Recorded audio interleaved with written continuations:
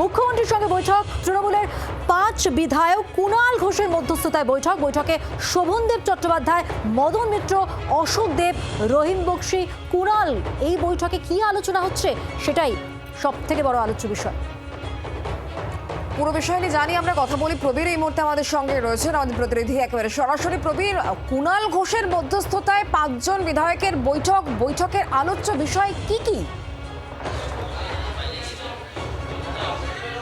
দেখো, তৃণমূলের মমতা বন্দ্যোপাধ্যায় পন্থী 5 জন বিধায়ক মদন মিত্র, শোভনদেব চট্টোপাধ্যায়, কুণাল ঘোষ, অশোক দেব এবং রহিম বক্সি, এই 5 জন বিধায়ক তারা মুখ্যমন্ত্রী শুভেন্দু অধিকারীর সঙ্গে বৈঠক করছেন। শুভেন্দু অধিকারী নিজেই বলেছিলেন যে বিধানসভা আলাদা করে তিনি বসবেন। তার কারণ হিসাবে কুণাল ঘোষ বেশ কিছুদিন আগে মুখ্যমন্ত্রীকে অনুরোধ করেছেন এই যে বিভিন্ন জেলায় কর্মীদের ধরপাকড় হচ্ছে এটা যেন বন্ধ করা হয়। যদি কেউ অপরাধ করে থাকে সে তার বিষয় আলাদা, কিন্তু সৌজন্যতার খাতিরে মুখ্যমন্ত্রী যেন এইগুলো বন্ধ করেন।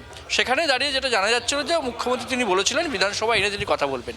সেই মতো মুখ্যমন্ত্রীর ঘরে এই 5 জন বিধায়ক মমতা বন্দ্যোপাধ্যায় পন্থী তারা বৈঠক করছেন মুখ্যমন্ত্রী শুভেন্দু অধিকারীর সঙ্গে, এবং তাদের অনুরোধ মুখ্যমন্ত্রীর কাছে 2-3টে বিষয়। তার মধ্যে প্রধান হচ্ছে যে মমতা বন্দ্যোপাধ্যায় দীর্ঘদিনের পিএসও বা নিরাপত্তা রক্ষী তাদেরকে বহাল রাখা হোক, তাদেরকে ফিরিয়ে দেওয়া হোক, যাদেরকে গতকাল তুলে নেওয়া হয়েছে কলকাতা পুলিশের তরফ থেকে।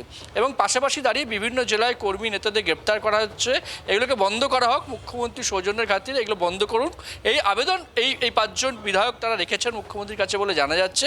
যদি কেউ অপরাধ করে থাকে তাদের বিষয়টা আলাদা, কিন্তু রাজনৈতিক কারণে যেন কর্মীদের গ্রেপ্তার, নেতাদের গ্রেপ্তার বন্ধ করা হয়, এই আবেদন মুখ্যমন্ত্রীর কাছে করেছেন কুণাল ঘোষরা। সেই বৈঠক চলছে।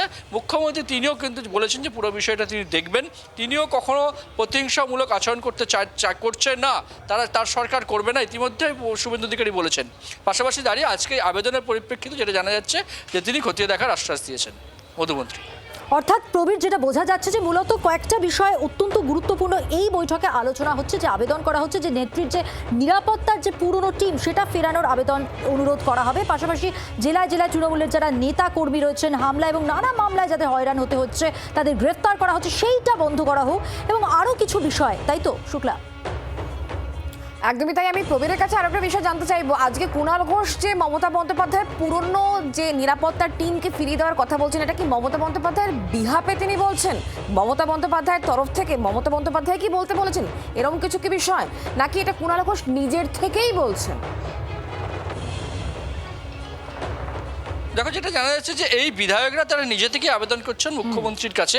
মমতা বন্দ্যোপাধ্যায় কিন্তু এই নিয়ে কোনো আবেদন করতে বলেননি, তিনি এই বিষয়ে কিছু বলতেও বলেননি বলে জানা যাচ্ছে।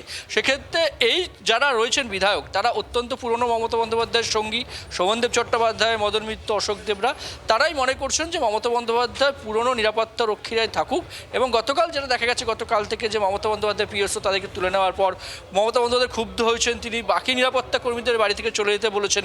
ফলে তৃণমূল কংগ্রেস নেতারা দাবি করছেন গতকাল থেকে মমতা বন্দ্যোপাধ্যায় কার্যত নিরাপত্তাহীনতায় রয়েছে তার বাড়ি।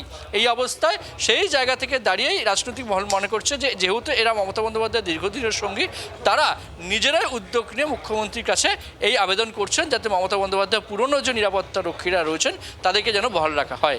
শুক্লা।